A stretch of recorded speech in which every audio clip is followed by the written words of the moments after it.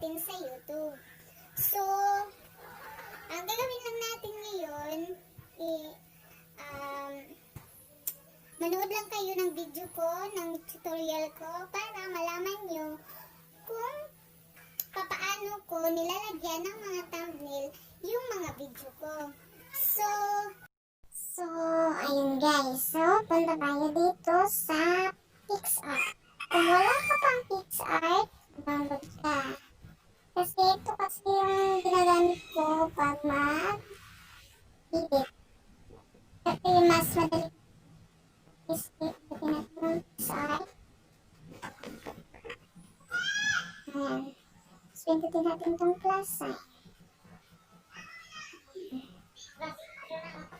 Pili dito tayo sa color background. Dito, pili tayo ng mga background na gusto natin. Makulay. So, pindutin. Ayan.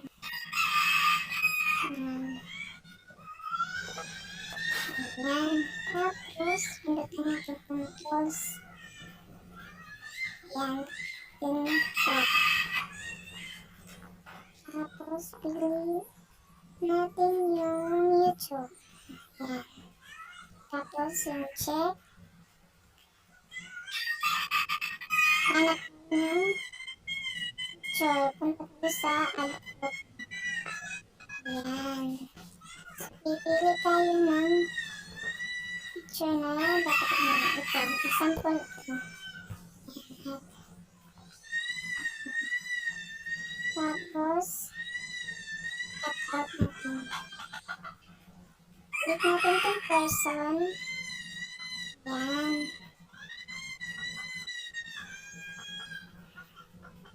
Ayan.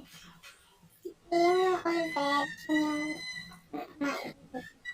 So, erase natin po. Ayan, yung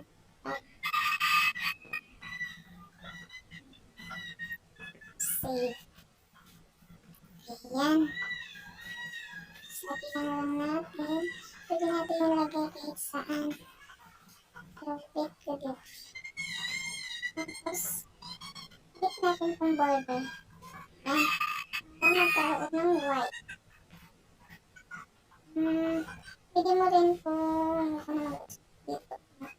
Gusto mo makapal o manipis lang. Ayan. Ayan. Tapos, lagay tayo ng text.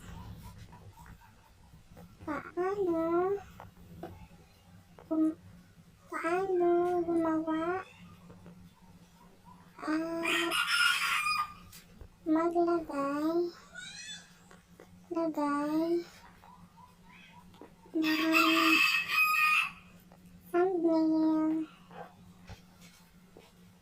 thumbnail. Ayan. Check natin. Tapos, may color din na pipilian nyo kung ano masusok. Masusok yung white. Ayan, sa color na pipilian. Tapos, stroke yan. Stroke na din siya. Ayan. Tapos, ayan. Tapos, gusto ko mag-add ng photo. Ayan. So, yung isang photo ka. Ayan.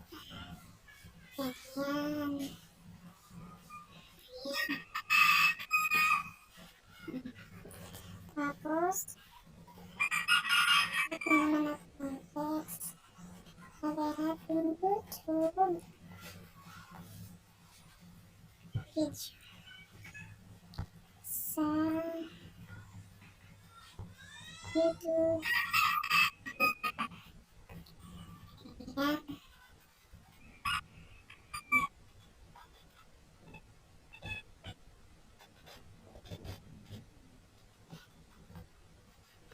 Stroke.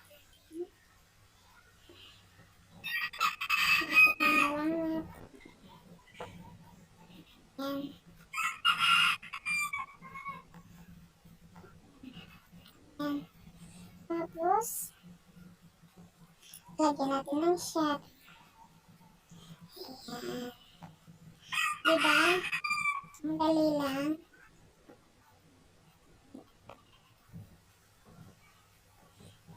Diba? Ang dali lang. Ayan, tapos na siya. So, save na natin. Check. Ayan.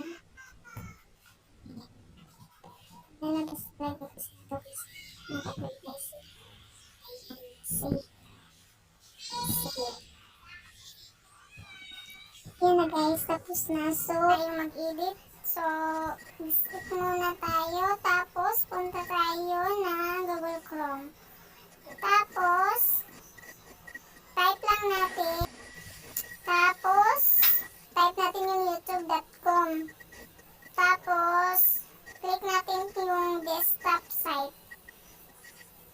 Tapos, click natin tong tapos, click natin yung may nakalagay video. Tapos, lalabas yung mga picture na wala pang thumbnails. Yan guys. May tatlo akong video na walang thumbnails. Click natin yung isa. Tapos, ayan. Yan yung lalabas. Click natin yung upload thumbnail. Pagkatapos, hanapin natin yung na-edit natin. Pero may iba na ako na-edit na pang sakto sa video na. So, nahanap ko pa yung video o yung thumbnail. So, ayan, hanap ko na. Ayan. Yan na. Nalagay na yung thumbnails. Tapos, ayan, click natin tong save. Sa itaas banda sa, yan sa taas saka save. Tapos,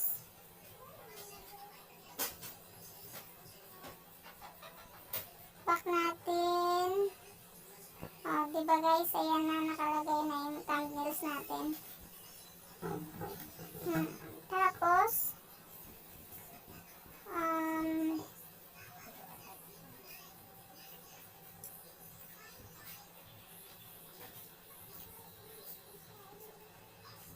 ayan na.